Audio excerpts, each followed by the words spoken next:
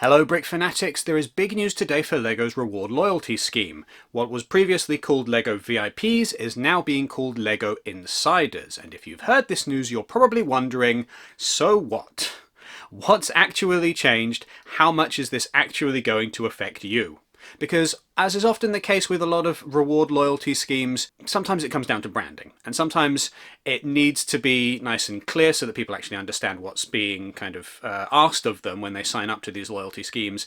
And with the LEGO VIP scheme, things weren't always as crystal clear as they could be. So for example, with our recent Concord video, we had someone in the comments asking, what is a LEGO VIP? Does that mean that this set is only available for certain select LEGO regular purchasers? Is there some kind of thing that you need to opt into in order to get the set? And the answer was no. It's just the set was released, or is to be released, slightly earlier for people who've signed up to the loyalty scheme, and anyone can sign up to it. But using that LEGO VIPs kind of moniker makes it sound like something that's restricted or in some way kind of private and not publicly accessible, which is absolutely not the point of this scheme. It's ideally for everybody to be able to sign up to and for everybody to benefit from. This being the case, as this is a rebranding of LEGO VIPs to LEGO Insiders, a lot of the perks and the rewards are going to sound very similar. So you collect points based on purchases you make at lego.com or in LEGO stores, or if you're in America in Target, and then these points can be turned into discount vouchers or additional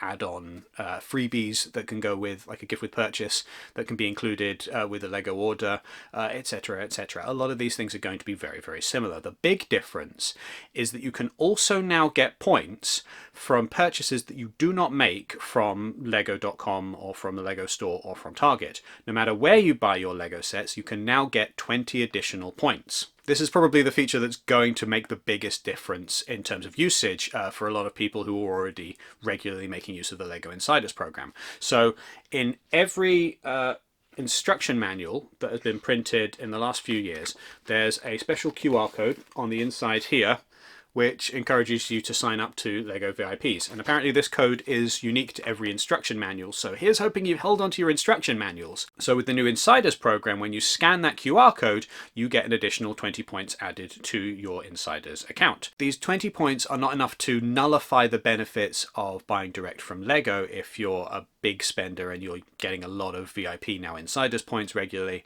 and you're doing so from LEGO directly because of the benefit that these points can afford. But it is just enough to incentivize scanning these booklets and getting just a little bit extra. So the conversion rate from points to like a $5 or a £5 discount will vary depending on what country you're in and what currency you've got.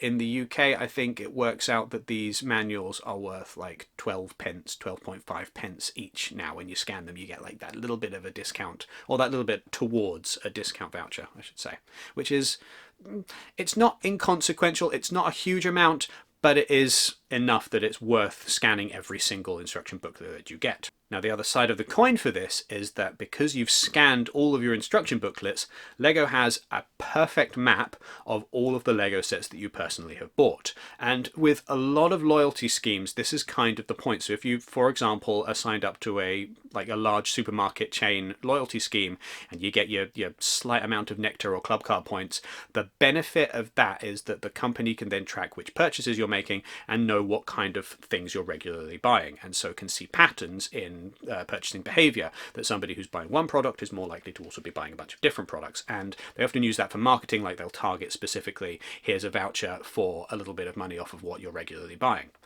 For LEGO, having access to a complete database of every LEGO set that you've purchased means that they know you're a kind of person who likes these sets, and that somebody who likes this particular set is also likely to like this kind of set, and they can use that data to track not just marketing but also what kind of sets they make in future, presumably.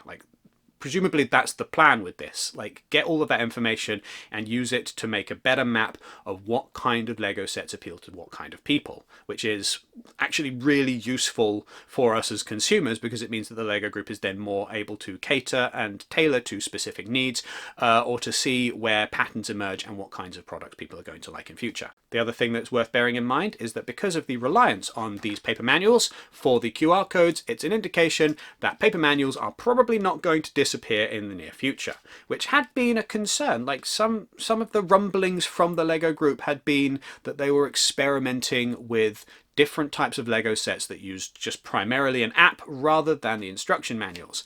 And that had issues. It had issues for multiple reasons. Number one being that the apps never worked very well. Number two being that some people just like the paper manuals. And number three being that the support for these apps is not fantastic over time.